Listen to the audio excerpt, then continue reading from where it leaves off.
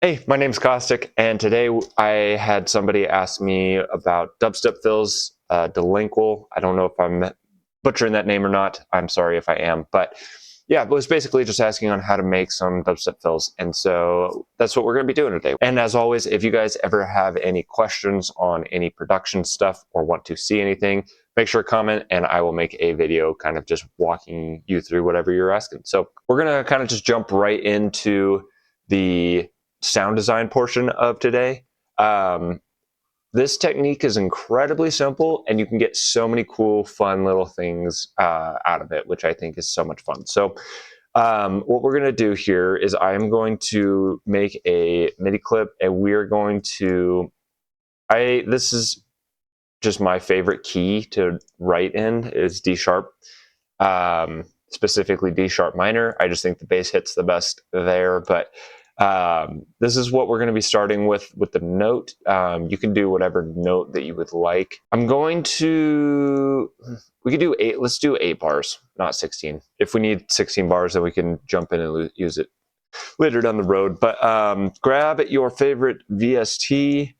For sound design, I am going to be using Serum. And then we're going to make some weird sounds here. So this is all going to be up to experimentation, just kind of seeing what you can get, what you can create, and just trying a whole bunch of stuff is how this is going to come about. So what I'm going to do here is we can keep it basic, and I'm going to use like some spectrum or some spectral wavetables here. Keep on the monster. I'm going to drop this down so it's lower.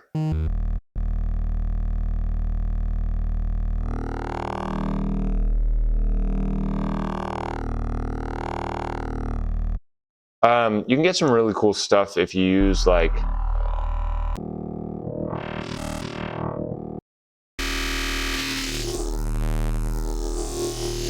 some of these kinds of wavetables. These can get really sick. So what we're going to do here is we're going to use the LFO1. I'm going to put this on 8 bars because that's how long our clip is, and we're going to put that on wavetable. So if I play this,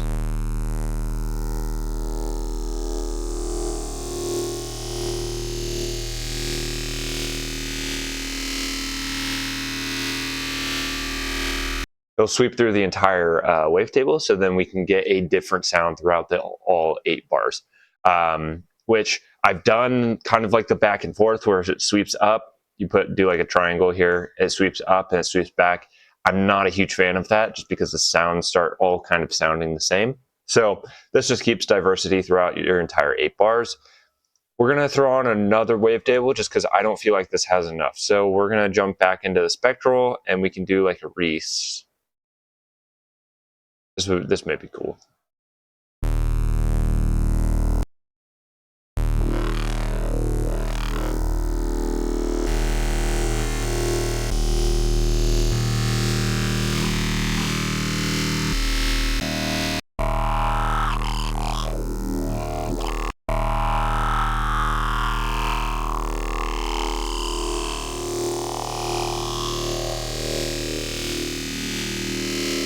Like that sounds pretty cool. So we're going to keep that there. I am going to, I normally go down to bend. And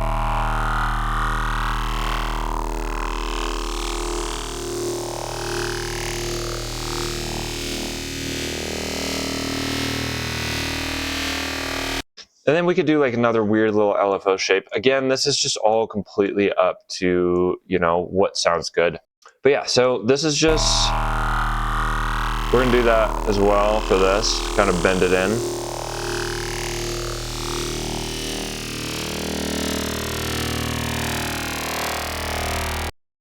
And I think we could add some sync too. Like that'd be cool. Just a little bit though.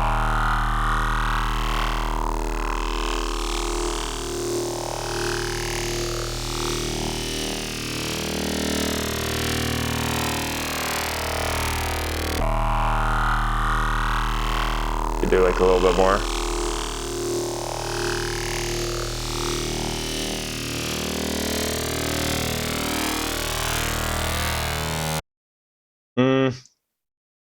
And keep the sync down. Okay, cool. So now we're going to jump into the effects. We're just kind of like making a weird sound here. We're going to use a compressor. We'll do some multiband, make it thick. I don't know, we could do like a little bit of distortion. I love the overdrive.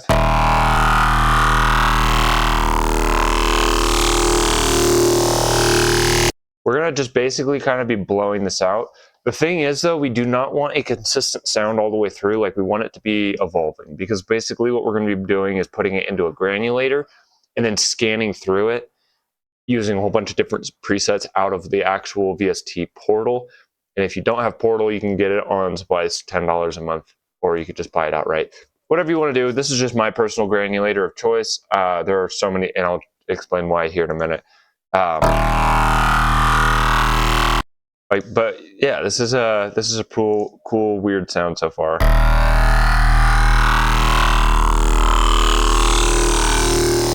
A phaser, because why not? All right, so this will be fine coming out. Yeah, so we got this, and then let's start kind of messing around with this. So I'm gonna blow the sound out even more. This is also just kind of how I process basses. Downward compression on the OTT, time up.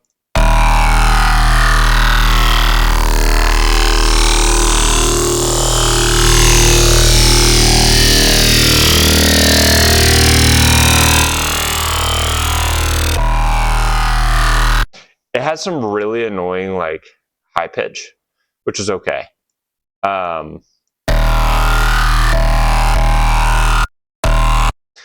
it has some really annoying high frequencies, but we can get some really cool stuff out of that, especially when we like blow it up even more. So now we could do like a vocoder. Sometimes vocoder's pretty cool.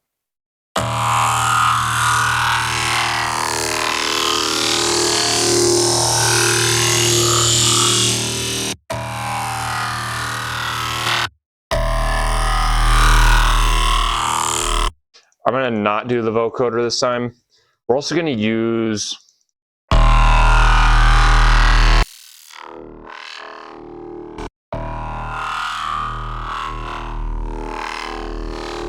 I'm going to use like a random on this, and that way we can just kind of get more of a... Or LFO, I think that it was. Yeah. LFO here, this will just be random. I could set this to random, right? I don't know. I will have to look at this later. I've like rarely ever used it, but there's a little like audio effect or something where you can assign it to a knob and it will do random effects. So you can get like a different version throughout this, but we're going to just keep it simple right now, and I'm going to just modulate this.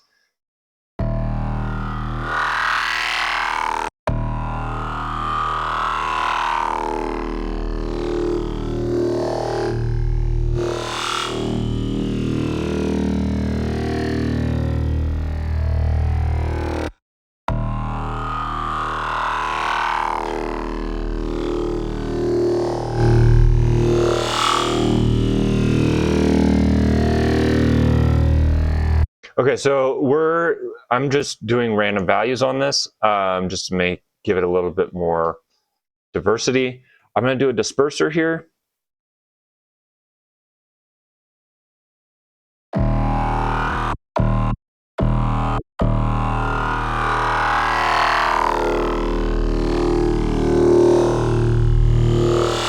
And then what we can do here is we can get two different variations of sound. So I may do this later down the road, but I'm gonna drag this input.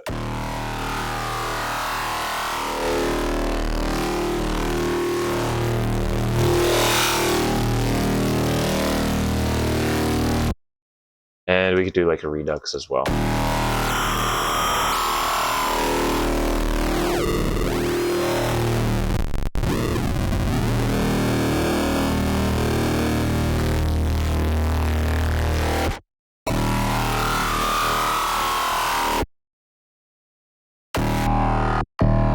Okay, so I've never actually messed with the saturation and redux combo going into this, so this will be a little interesting as well when we start kind of discovering what's going on here. But now what we're going to do is I'm going to grab Portal. And this is, again, just kind of a basic, not basic, it's a granulator synth that has a lot of different effects to it, but the biggest thing that I use it for is the amount of different presets that exist in here. So basically what we're going to do is I'm going to loop this, and we're going to just hit record. And all I'm going to be doing is just picking, like scrolling through presets and then dragging this thing around. And as you can see, it changes the knobs, the percentages. So each one of these macros are going to be tied to a specific effect that it's triggering. And then, yeah, and we just get some cool stuff. So let's hop in here and see what we can come up with. I'm going to come down immediately to glitchy right now. We're going to just start with Daydreamer because that sounds cool. But yeah, we'll play this here. Make sure you got your resample on. And then make sure it's looped, because when it's looped, it just keeps reverting back to the same place, so you can get a massive chunk of audio recorded and a couple little bars.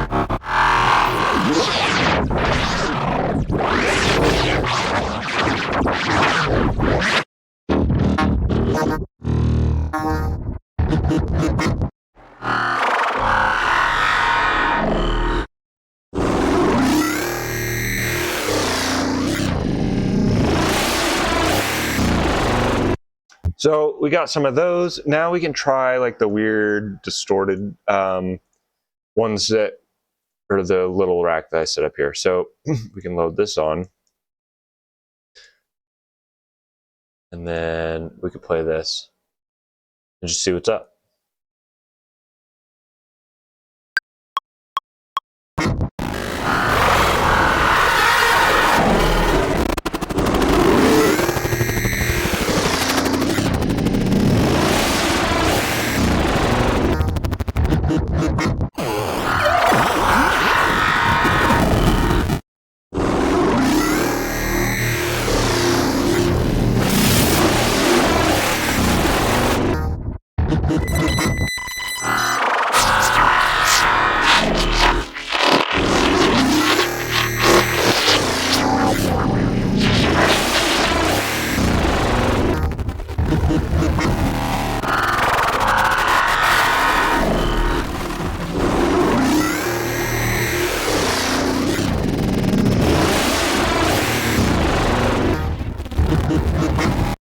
Okay, cool. So now we got just a whole bunch of mess. So this is just going to be everything that we recorded. And now we can kind of go through and find some fills. So in this massive jumble of just noise, there are some, like, you're looking for nines here. So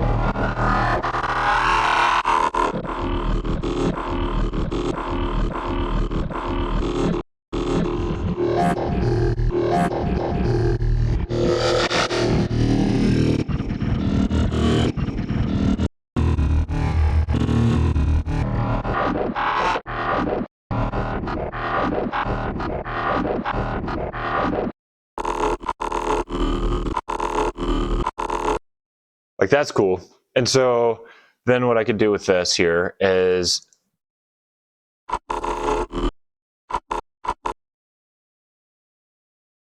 I don't know, we could...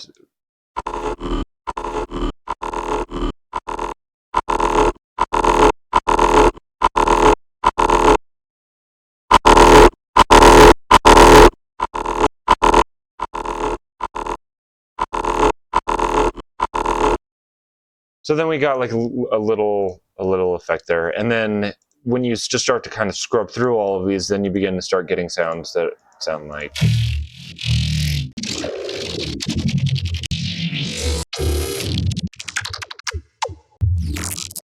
And so like there's a whole bunch of different sounds, different presets. I mean, like, this bass sound will also dictate what kind of comes out of the overall sample here. But yeah, so like just kind of how you design the sound, you'll always get a different result based on the patches you choose as well as how you move it. So like you'll never be able to achieve the same sound twice, which I think is sick about this. So all the sounds that come out are unique to the specific sound that you're working on.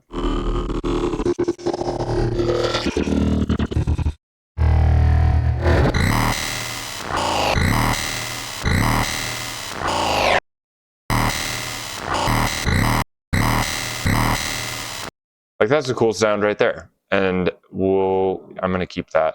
Normally I keep like a rack or like an audio effect like this underneath so I can just drag out my favorite ones.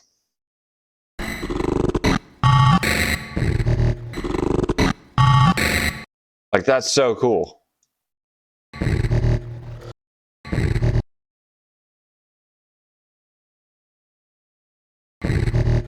And like some of these you can even go further and do like an OTT on this.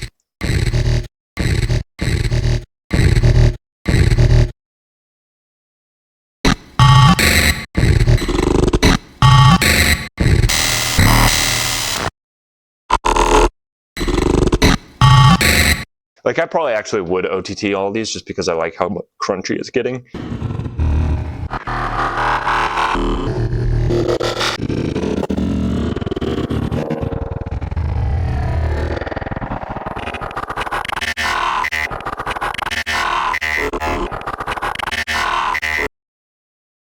Like that's cool. And then, yeah. And then we could also take a look at these too, just see what came out of this.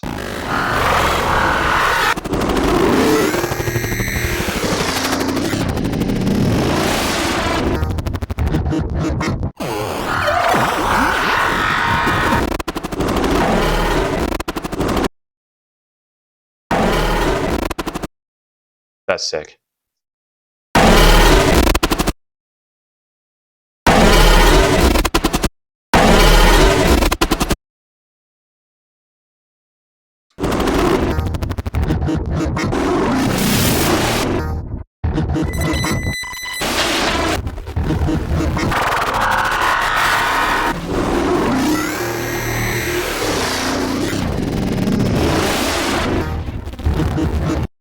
I'm not a huge fan of that one. So like that one kind of crunched too much. I typically don't like going for any sounds that have like a distinct tonal. Like there are some in here.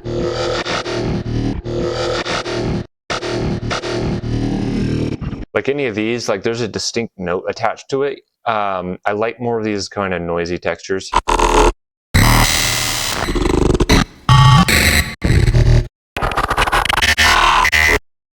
Like just kind of something to add background noise, so I can use these on a whole bunch of different ones. And like, it's not a big deal if I pitch these around, but just kind of more versatile. But anyways, I hope this helped answer your question on just how I made all of these kind of portal sounds here. Yep, I hope you guys have a great rest of your day. I will see you in the next video.